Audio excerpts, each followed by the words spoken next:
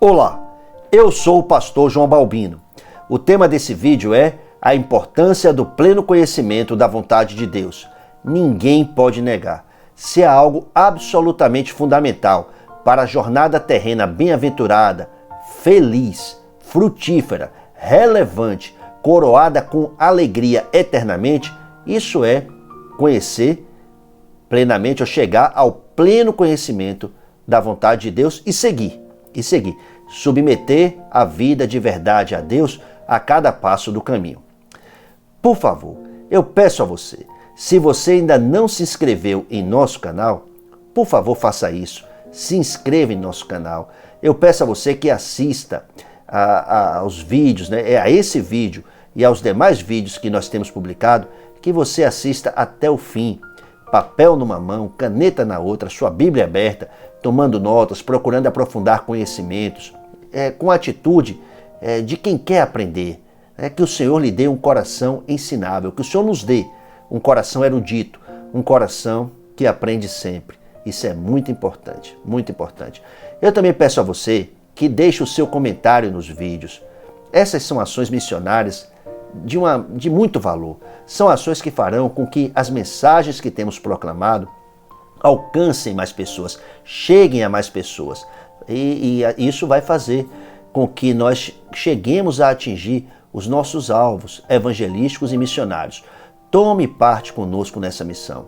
Coopere conosco. O seu apoio é fundamental, é muito importante e nós de todo o coração agradecemos. Eu também gostaria de te convidar para uma das nossas reuniões que acontece aos domingos às 10 horas da manhã em Igreja Batista Buscando Vidas. A Igreja Batista Buscando Vidas fica na entrada da Praia de Buraquinho, em Lauro de Freitas, na Bahia. Você é nosso convidado. Venha celebrar ao Senhor Jesus Cristo junto conosco. Vamos dar culto juntos, nos devocionar, nós vamos louvar, orar e meditar na palavra de nosso amado Senhor. Graças a Deus. Vamos para o vídeo da mensagem. Nosso tema é a importância do pleno conhecimento da vontade de Deus. Por favor, abra sua Bíblia. Se for possível, abra sua Bíblia e deixe a Bíblia aberta para que você possa acompanhar a exposição da palavra. Nós vamos fazer a nossa leitura em Epístola de São Paulo aos Colossenses, capítulo 1, versículos 9 ao 14. Por essa razão, desde o dia em que o ouvimos, não deixamos de orar por vocês e de pedir que sejam cheios do pleno conhecimento da vontade de Deus, com toda sabedoria e entendimento espiritual. E isso para que vocês vivam de maneira digna do Senhor e em tudo possam agradá-lo, frutificando em toda boa obra, crescendo no conhecimento de Deus e sendo fortalecidos com todo o poder, de acordo com a força da sua glória, para que tenham toda a perseverança e paciência com alegria, dando graças ao Pai que nos tornou dignos de participar da herança dos santos no reino da luz, pois Ele nos resgatou do domínio das trevas e nos transportou para o reino do seu Filho amado, em quem temos a redenção, a saber, o perdão dos pecados. Isso aqui no final é o Evangelho puro, completo, é o Evangelho. Ser cheio do pleno conhecimento da vontade de Deus é muito importante. Não podemos ignorar a Deus. Não podemos ignorar a palavra de Deus. Não podemos desconsiderar os princípios e os valores do céu e imaginar que, de alguma forma, tudo dará certo ao final de tudo. Sempre que pensarmos em termos de conhecer a vontade de Deus, devemos considerar que há a vontade absoluta ou universal de Deus, que é a vontade de Deus para todo o seu povo, e também há a vontade específica de Deus, que trata da vontade de Deus para cada indivíduo especificamente. Sinteticamente, nós podemos afirmar que a vontade universal de Deus e a vontade específica de Deus encontram um ponto de congruência nas missões mundiais. Deus, por meio de seu povo, por meio da minha vida e por meio de sua vida, Ele quer salvar pessoas de todas as nações. Deus quer que todos nós tomemos a nossa parte nas missões mundiais. Pergunto: como podemos chegar a ser cheios do pleno conhecimento da vontade de Deus? É interessante que o texto que nós lemos na Epístola aos Colossenses não faz qualquer referência à erudição, como um caminho factível para o pleno conhecimento da vontade de Deus. Obviamente, não estamos de modo algum criticando a busca por erudição, o que é muito bom, é muito importante. Mas o que nós estamos fazendo é registrando que a erudição por si não é suficiente para garantir que uma pessoa chegará a ser cheia do pleno conhecimento da vontade de Deus. No livro dos Salmos, capítulo de número 25, versículo 14, a Bíblia diz que o Senhor confia os seus segredos aos que o temem e os leva a conhecer a sua aliança.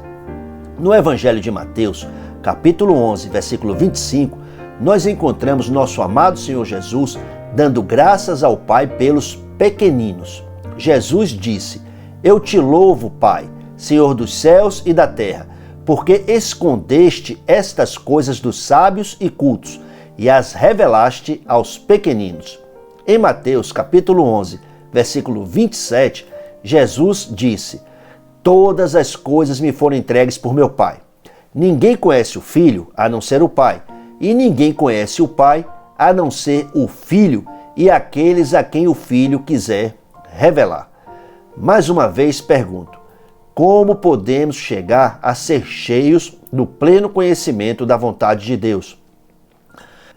A partir do texto que nós lemos na Epístola aos Colossenses, podemos depreender que apenas é possível chegarmos a ser cheios do pleno conhecimento da vontade de Deus dependendo unicamente da graça de Deus, por meio do Evangelho correto, que é o Evangelho de Deus, que é Cristo. Essa, portanto, é uma obra espiritual. Por essa razão que o apóstolo Paulo disse: não deixamos de orar por vocês e de pedir que sejam cheios do pleno conhecimento da vontade de Deus, com toda sabedoria e entendimento espiritual. Versículo 9. Qual a conclusão neste ponto? Muito simples. A iniciativa é sempre de Deus. Somos totalmente, absolutamente dependentes da graça de Deus. Por isso, uma atitude adequada diante do Senhor, com toda reverência, com toda humildade e com gratidão, é absolutamente essencial. Em Colossenses capítulo 1, versículos 10 ao 12, nós vemos o resultado de alguém chegar a ser cheio do pleno conhecimento da vontade de Deus em termos de experimentar transformação para uma maneira de viver digna do Senhor, agradando a Deus em tudo, inclusive por meio de uma vida frutífera em termos de boas obras, ou seja, por meio de uma vida relevante, fazendo a diferença nesse mundo, fazendo a diferença, especialmente por meio do Evangelho, na vida de outras pessoas e crescendo no conhecimento de Deus, com gratidão, contemplando a bondade e a grandeza do Senhor, nosso Salvador, no Evangelho. Graças a Deus, temos visto tantas pessoas, por meio do Evangelho, por meio do conhecimento de Jesus, entrarem para uma jornada realmente feliz com Deus, entrarem para a vida nova, experimentarem mudanças impressionantes, experimentarem renovação mental, experimentarem mudanças em sua personalidade, em seus alvos, em seus propósitos, com bênçãos para a família, para a igreja e para o campo. Você já pensou de onde é que vêm todos os problemas? Esse é um ponto principal, mas que a maioria das pessoas ignora completamente. Contudo, todos que conhecem corretamente o Evangelho sabem que absolutamente todos os problemas têm uma única raiz, uma só raiz, que é o problema do Gênesis 3, que é o problema espiritual, a nossa inerente orfandade, o problema da separação. O problema espiritual apenas pode ser solucionado por meio do Evangelho, por meio de Jesus Cristo. Jesus é o Cristo. Quando qualquer pessoa por causa do problema do Gênesis 3, ou em razão de uma falta de conhecimento da palavra de Deus, ou em consequência de uma evidente insensatez, segue numa direção contrária àquilo que Deus quer, o resultado disso sempre se traduzirá em problemas, se traduzirá em preço a pagar, algumas vezes um preço a pagar muito alto. Por exemplo, no Éden, Adão cometeu um só pecado. Contudo, as consequências daquele pecado, o resultado, até hoje aflige a humanidade. No Evangelho de João, capítulo 15, versículos 10 e 11, a Bíblia documenta as palavras de nosso amado Senhor Jesus, que disse: se vocês obedecerem aos meus mandamentos, permanecerão no meu amor, assim como tenho obedecido aos mandamentos de meu Pai e em seu amor permaneço.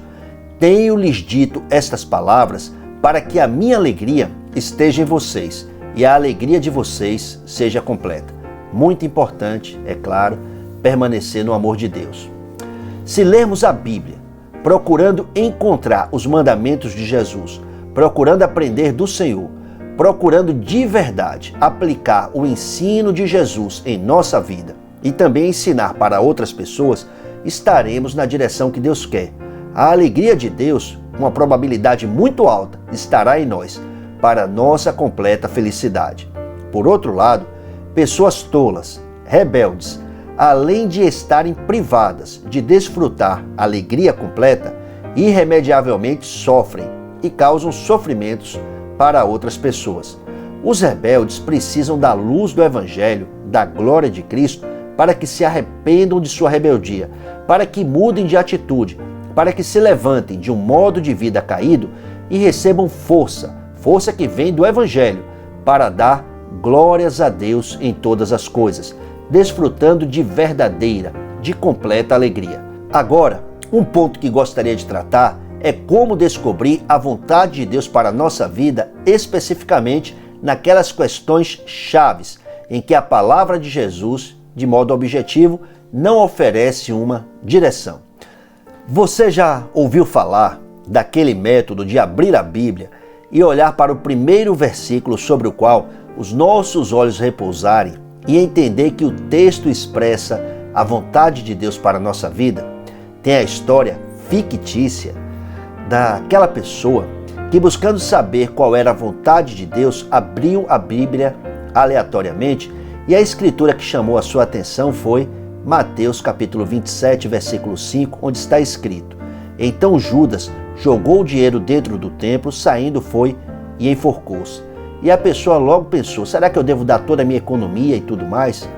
Eu acredito que essa não é a vontade de Deus para a minha vida. Dar cabo da minha vida, não é isso que Deus quer. Então decidiu fazer o mesmo exercício pela segunda vez, buscando uma confirmação. Abriu aleatoriamente a Bíblia para investigar se de fato aquela seria ou não a vontade de Deus, que ele doasse toda a economia e tudo mais. O texto que lhe chamou a atenção foi João 13, 27. O que você está para fazer, faça depressa. E agora, restando-lhe ainda uma pontinha de dúvida sobre se isso seria ou não a vontade de Deus, decidiu fazer uma prova final. Resolveu abrir as Escrituras pela terceira e última vez, considerando: nesse momento vai ser definitivo. Eu vou abrir e vou considerar o texto que chamar a minha atenção como a vontade de Deus. E abriu a Bíblia. Qual foi o texto? Lucas 6,46. Por que vocês me chamam Senhor, Senhor, e não fazem o que eu digo? Misericórdia. Brincadeiras à parte, todos tomamos decisões todos os dias. Não devemos jamais deixar Deus fora das decisões que tomamos. Pensemos no casamento. A palavra de Jesus oferece direção para o matrimônio. Nos diz que filhos da luz apenas são livres para casar com filhos da luz. Que o casamento é um relacionamento monogâmico, heterossexual, para a vida toda. Apenas a morte separa. Nos diz como os casados devem tratar um ao outro. Nos diz como os filhos devem ser criados e outras coisas. Mas a Bíblia não diz a ninguém com quem deve casar. Com quem casar, então? Outro exemplo. Os jovens, chega um momento na vida em que precisam escolher uma carreira, definir qual faculdade cursarão, se vão estudar teologia, medicina, pedagogia, direito, engenharia ou outra coisa. Imagina que o coração de um jovem está dividido. Como saber qual curso deve fazer se há várias opções e todas parecem boas para ele, para ela? Mais um exemplo. Os que se apercebem chamados por Jesus para o ministério, onde irão servir? Vai ser em Lauro de Freitas? Vai ser em Salvador? Vai ser no sertão nordestino? Vai ser na África? Vai ser na Índia? Vai ser no Paquistão? Onde vão servir? São incontáveis as questões chaves em que teremos que tomar uma decisão. Em Efésios capítulo 3, versículo 20, a Bíblia diz que Deus é capaz de fazer infinitamente mais do que tudo o que pedimos ou pensamos, de acordo com o seu poder que atua em nós. A Deus toda a glória. Pergunto, como descobrir a vontade de Deus para a minha vida a cada passo do caminho? Como pedir a direção do céu e receber a direção do céu? Muito simples. Descobriremos a vontade de Deus quando fizermos uma entrega completa de nossa vida a Jesus. Irmos para diante do Senhor em oração, não com ídolos levantados em nosso coração, mas absolutamente vazios do eu, vazios dos ídolos, e declararmos: aqui estou, Senhor, sem qualquer razão para viver, a não ser fazer a sua vontade. Já pensou, jovem? Você se casa. Tudo vai muito bem no casamento, até que Deus faz queimar em seu coração o desejo de ir, por exemplo, para o Alto Amazonas, para trabalhar com alguma tribo na selva, lá num lugar muito remoto. O que vai acontecer se a moça ou o rapaz com quem você se casou não se identificar com a missão de sua vida? Se rejeitar, tomar parte na missão. Se considerar que não pode deixar o papai e a mamãe, que não pode renunciar à carreira que escolheu, que não vai abrir mão do emprego, que não vai abrir mão do salário mensal, que de modo algum vai abrir mão dos confortos da vida urbana para ir para o mato com você. E agora? O que vai ser do casamento? Como resolver? Veja como é importante, em todas as circunstâncias da vida, procurarmos nos certificar ao máximo de que estamos seguindo no melhor caminho, que é o caminho que tem a aprovação, que tem a direção do céu. Gostaríamos de ler e comentar brevemente alguns versículos da Epístola de Tiago, que claramente censuram o pecado de autossoberania. Leamos Tiago 4, de 13 a 15. Ouçam agora vocês que dizem: hoje ou amanhã iremos para esta ou aquela cidade. Passaremos um ano ali, faremos negócios e ganharemos dinheiro. Vocês nem sabem o que lhes acontecerá amanhã. Que é a sua vida? Vocês são como a neblina que aparece por um pouco de tempo e depois se dissipa. Ao invés disso, deveriam dizer: se o Senhor quiser, viveremos e faremos isto ou aquilo. Nesse texto que nós acabamos de ler, nós nos deparamos com palavras que denotam uma mentalidade muito longe de Deus. Denotam uma mentalidade meramente carnal e gananciosa.